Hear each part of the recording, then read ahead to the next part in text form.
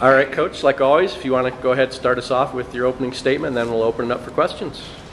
Well, obviously a fantastic first half offensively. Wish we could bottle that. We came out wanting to play better than we have the first couple games. Offensively, we have really struggled shooting the ball and challenged our team that they can make shots that we were getting, challenged my coaching staff to find better shots for the team and put players in better position to be successful.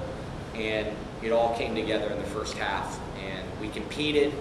Our number one goal, honestly, was to out-rebound this team. And for 20 minutes, even in the first half that way, we had out-rebounded a very, very good rebounding team. So excited about that first half. It allowed us a comfort level. I haven't seen very many halves like that in our career.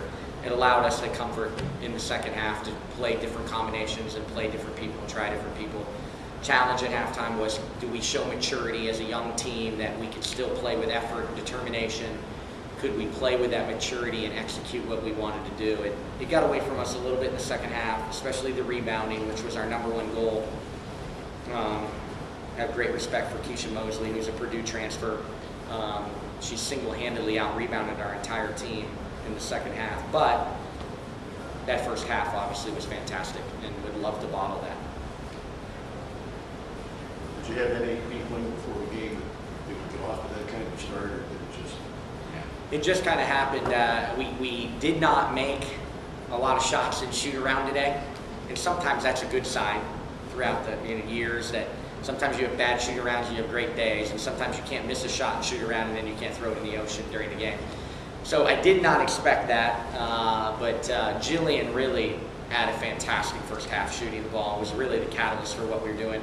Chrissy Steffen showed the leader as your go-to player, and it was really nice to see Lex Rogers, kind of the weight of the world off her shoulders in the first half, make some plays, make some shots.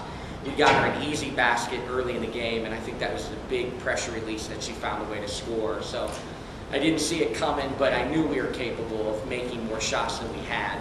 Unfortunately, the second half is more indicative of how we've shot the ball throughout the year, and we got to find a happy medium. Curt, was there something you can put a finger on that got the offense rolling in the first half? I think we had 4 days to prepare for this game after Thanksgiving break, and they were very, very well prepared on what Western was going to come at them with.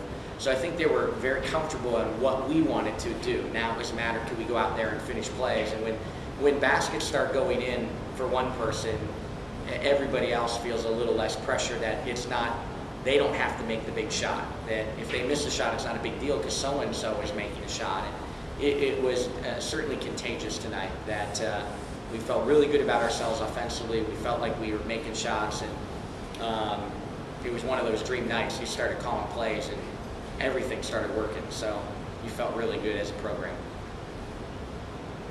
Kind of lost in all the hot shooting, and I think you touched on it a little bit. I mean, how many of your goals in the first 20 minutes did you not make? I mean, you out-rebounded them, 13 turnovers. You only had, how many did you not make? We were so good in the first half. I walked in there and staged kind of a storm in there, upset greeting to them, and then we all laughed and joked and had a good time. But the challenge was how mature were we going to be and how much were we going to grow up out of halftime. But the big one for us was, would we come out against a team, with the exception of Duke, who has absolutely annihilated people on the boards? Could we rebound with them? And I know the final stat sheet says they out-rebounded us by 19, and they did beat us on the boards handily in the second half. But we really, really competed on the boards in the first half, and I was proud of them for that. Now we got to put that together for an entire game. You touched on it briefly about Jillian Halfeld really getting things rolling for you. Could you touch a little more on that? I mean, as your point guard, that's really a catalyst for your offense, isn't it? Well, I don't think Western made a mistake by the way they chose to guard us. You look at a stat sheet, we had not shot the ball well. And so they were challenging us to make plays behind screens or get in the lanes. And not only did we start to hurt them with penetration, but it was opening up for jumpers for our guards.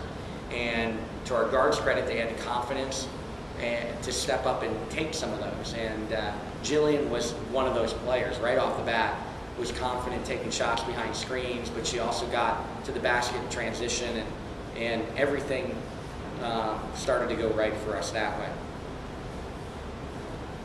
You also touched on getting a lot of people playing time in the second half. How important is that maybe early in the season to keep everybody involved when you're trying to find a rotation, but keep everybody involved? Tonight I thought it was the right thing to do with a big lead. We didn't play a great half. Some of our young kids made mistakes, but what a better lesson now to show them their mistakes against another team than show mistakes against each other. And you know, we didn't defend as well, we didn't rebound as well in the second half. And certainly the offense sputtered at times, but I felt like it was important to get everybody in there and get some minutes, but challenge them that, you know, I'm not gonna allow them to play if they're gonna make mistakes or run plays wrong or lack a little effort. So we challenged them throughout the whole half, but certainly the freely subbing, my coaching contributed to not a great flow in the second half by trying to get a lot of people minutes. I contributed to a half that was not as good, but I felt it was important to get everybody in. Safe to assume Dr. Maisie may be back in the bench again? We will soon? invite her for a first half every time if we can play like that. And don't underestimate what that presence does to young people. The president of the university is sitting on your bench. The president of the university is in the pregame talk. And you're representing a university that she's the CEO of. I mean, it's her university. You know, she runs it. Don't underestimate the intensity that gave us coming out of the locker room. It's special. It's not often, it's not common around the country that presidents sit on a bench for a women's basketball game. And we didn't take it lightly, and I think the kids were very honored that we were included in her inauguration week as part of one of her events that she chose to be involved in. Any other questions?